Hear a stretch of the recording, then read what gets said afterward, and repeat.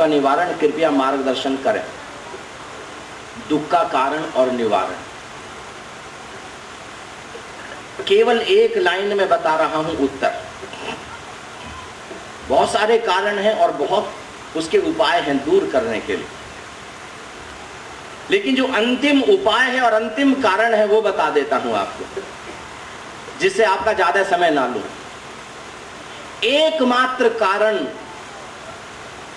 रूप के प्रति हमारा उलझाव। रूप यानी शरीर। हम शरीर में उलझे हैं, रूप में उलझे हैं। हम खुद को शरीर मान करके चल रहे हैं, और जब हमको अपना ही अता पता ठिकाना नहीं है तो सामने में जिसको भी देखूंगा उसको भी शरीर ही मानूंगा। सामने सब मेरे लिए शरीर है। जब मैंने शरीर के पार खुद को ही अभी तक नहीं जाना तो मैं शरीर के आर पार आपके कैसे झांक सकता हूं, शरीर के आर पार आपके कैसे देख सकता हूं। फिर आपके शरीर के आर पार तो जाने का कोई भी तरकीब नहीं है।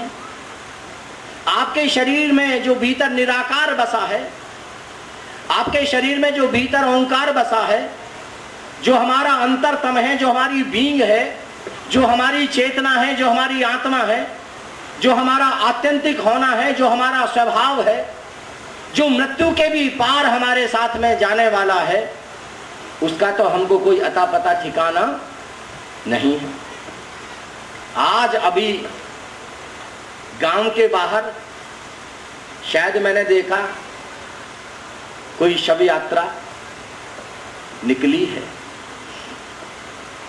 आज जो शमशान घाट पर चिता जली है उसमें आपको अपनी चिता जलती नजर आ जाए। आज जो अर्थी आपके गांव में सजी है, काश उस अर्थी में आपको अपना चेहरा नजर आ जाए और उस अर्थी पर आपको नजर आ जाए कि आप लेटे हुए हैं और 4 लोग आपको लेकर के जा रहे हैं और गीत गा रहे हैं, राम नाम सत्य है, सत्य बोलो गत्य है। कभी होगा ऐसा या नहीं होगा? कभी तो होगा ना। और वो अभी इसी पल भी हो सकता है। जिन सज्जन की मौत हुई है, आज जो शमशान घाट में चिता जल रही है, उन्होंने भी सोचा होगा कि मौत अभी नहीं होगी, कल होगी, कभी और होगी। और मौत तो आज आ गई, मौत तो अभी आ गई, इसी वक्त आ गई मौत। तो हम भी ऐसा ही सोच रहे। जैसे रेलवे में बफर होते हैं ना 2 कोचों के बीच, हर कोच के पीछे हम रेलवे में बफर लगाते हैं कि जैसे ब्रेक लगाए ड्राइवर तो एक कोच दूसरे से टकराता है, तो पीछे जो बफर होते हैं ना, कोचों की सारी टक्कर को, सारे झटके को वो पी जाता है और सवारियों तक झटका नहीं जा पाता। ऐसे ही हम सब ने बफर लगा रखे हैं। पहला बफर तो ये है, किसी को ख्याल आता ही नहीं कि हमारी मौत भी होगी।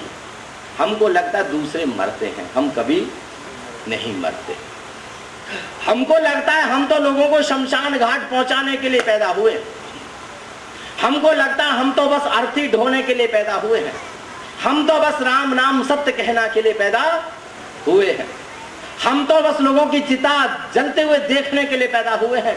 हमारी चिता, हमारी अर्थी कभी नहीं सजेगी और हमारी चिता में कभी आग नहीं लगाई जाएगी और हमारी चिता कभी धू धू करके नहीं जलेगी।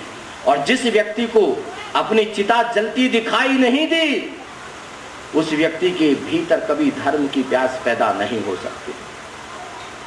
जिस व्यक्ति को किसी दूसरे की जलती चिता में अपनी चिता की जलती हुई लपटें नजर नहीं आई, उस व्यक्ति के भीतर कभी अमृत की तलाश पैदा नहीं हो सकती। जिस व्यक्ति को किसी चलती हुई अर्थी में अपनी अर्थी नजर नहीं आई, उस व्यक्ति को कभी भी सत्य की प्यास, परमात्मा की प्यास पैदा नहीं हो सकती। जो व्यक्ति भी आज तक धरती पर जागा, वो केवल तभी जागा जब उसको सत्य की प्यास पैदा हो गई, उसको अपनी मौत सामने खड़ी दिखाई दे गई। भई परापत मानुख देहोरिया, गोविंद मिलन की यही तेरी बरिया। आप पूछते हैं दुख का कारण और दुख का निवारण। हम शरीर में उलझे हैं, शरीर में। जब तक शरीर के पार निरंकार को नहीं पहचानते, निराकार और ओंकार को नहीं जानते, उसमें डुबकी नहीं लगाते, तब तक ना कभी कोई व्यक्ति दुख से मुक्त हुआ, ना कभी कोई व्यक्ति दुख से मुक्त हो सकेगा। नानक दुखिया सब संसार, सोई सुखिया जही नाम आधार। कितनी 500 साल पहले तो श्री गुरु नानक देव जी कह गए, अभी तक तो बात समझ में नहीं आई हमको। श्री गुरु नानक देव जी कह रहे हैं कि बस सारा संसार दुखी है, कुछ भी कर लोगे दुख बना रहेगा। सुख केवल आपके आंगन में तब आएगा जब आपके आंगन में ओंकार उतर आएगा, परमात्मा उतर आएगा, आपकी डुबकी उसमें लग जाएगी।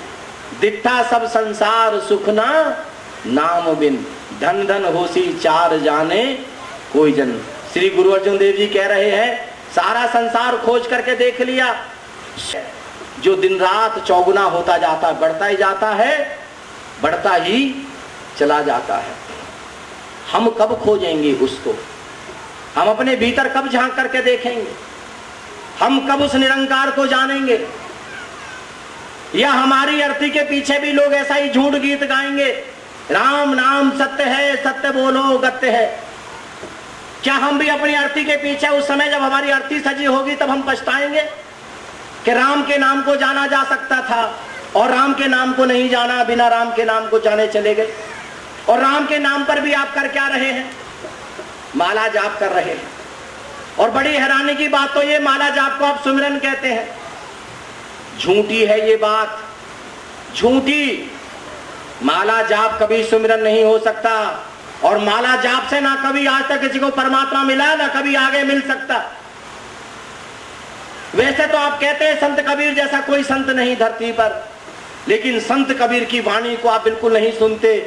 माला फेरत जो गया गया ना मन का फेर, मन का डाल दे, मन का फिर कर का मन का, हाथ में जो मन का ले रखा उसको फेंक दे, और भीतर जो परमात्मा का मन का चल रहा है, वो जो अनाहत नाद चल रहा है, वो जो परमात्मा का जाप चल रहा है, हरि जप जाप जपो जप माली गुरुमुख आवे स्वाद मना, जल जाओ जीवन नाम बिना जल जाओ। उसको कब जानेंगे? वो जो जाप परमात्मा बैठ करके कर रहा है, लगातार परमात्मा का जाप 24 घंटे चल रहा है, परमात्मा की अमृतवाणी चल रही है 24 घंटे। अमृतवाणी हर हर तेरी, सुन सुन होवे परम गत मेरी। उस अमृतवाणी को आप कब सुनेंगे? उस अनाहत नाद को आप कब उसमें डुबकी लगाएंगे? जो डुबकी श्री गुरु नानक देव जी ने लगाई, जो डुबकी गुरु साहिबानों ने लगाई, जो बाकी संतों ने लगाई, आप कब डुबकी लगाएंगे? आप कब जानेंगे उसको? आप भी कभी खोजेंगे कि नहीं खोजेंगे?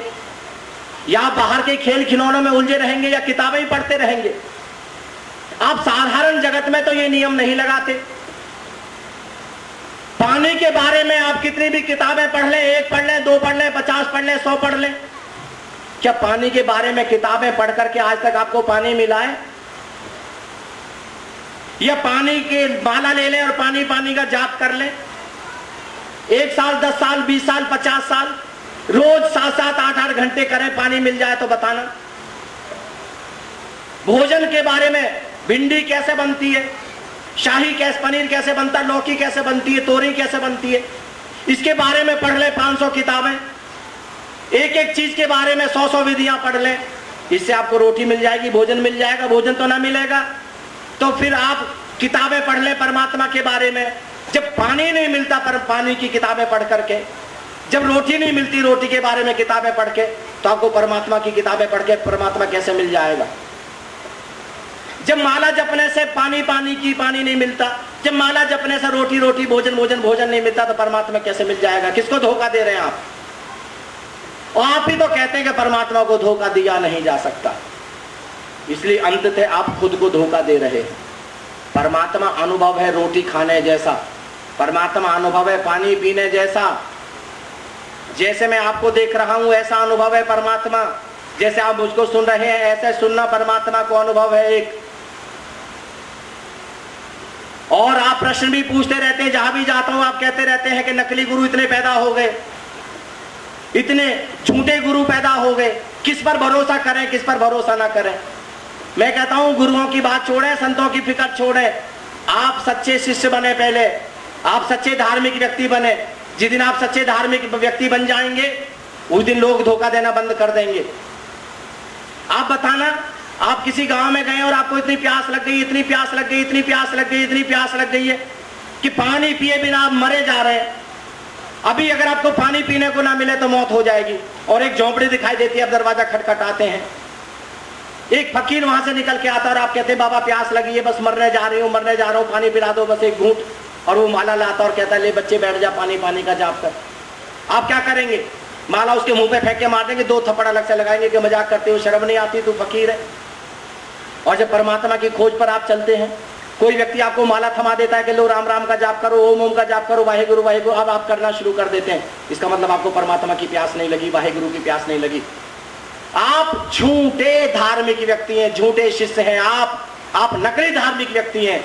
और नकली धार्मिक व्यक्ति को कभी सच्चा संत नहीं मिलता, असली संत कभी नहीं मिलता। सच्चा धार्मिक व्यक्ति वो है, मैं आपको तब सच्चा मानूंगा जब मेरे पास आइए और मेरा ग्रहवान पकड़ के कहिए ये प्रवचन बहुत सुन लिए, एक से एक संत आए हमारे पास और चले गए।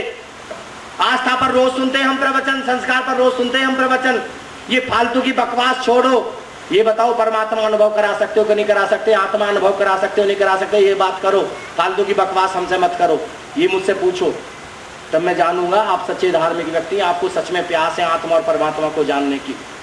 नहीं तो ऐसे तो आप रोज सत्संग सुनते हैं, इसका कोई फायदा होने वाला नहीं है। सैकड़ों हजारों तो सुन लिए और इससे कोई स्वर्ग का टिकट भी मिलने वाला नहीं है आपको। ये झूठी गलतफहमी मत पालें आप अपने अंदर कि आप जितने सत्संग सुन लेंगे उतने आपको स्वर्ग की सीढ़ी ऊपर उठते चले जाएंगे। आप कोई स्वर्ग की टिकट नहीं मिलने वाली है आपको। स्वर्ग की टिकट तो एक ही है, भीतर बैठा हुआ परमात्मा, वो गीत गाता हुआ परमात्मा।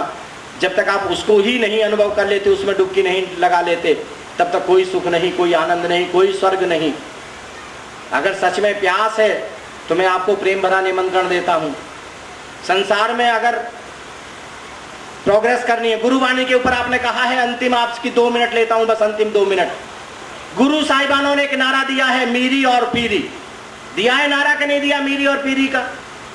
मीरी यानी संसार में अकूत खजाना, संसार में आलीशान मकान, आलीशान आपकी सुंदर सेहत, सुंदर शरीर, संसार में आलीशान बंगला, आलीशान गाड़ी आपके पास में, संसार में आप ऐसे शहंशाहों की तरह जिए, कपड़े इतने शानदार हों आपके, इसको कहते हैं मीरी।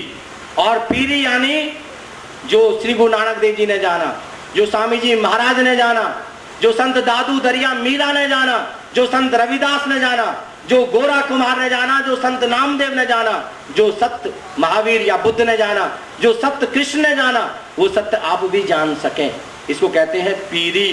धर्म में भी आप ऊंचे शिखर छुए और संसार में भी ये मीरी और पीरी। और वही गुरु साहिबानों की चाकरी करते हुए मैंने बात को आगे बढ़ाया है। हमारा कार्यक्रम झूमता संसार नाचती सफलता मीरी पर आधारित है कि संसार में जो हासिल करना चाहते हैं कैसे हासिल कर ले, और धर्म में जो हासिल करना चाहते हैं उसको कैसे हासिल कर ले। हमारा दिव्य नाद योग परम जीवन के रहस्य कार्यक्रम उसी पर आधारित है।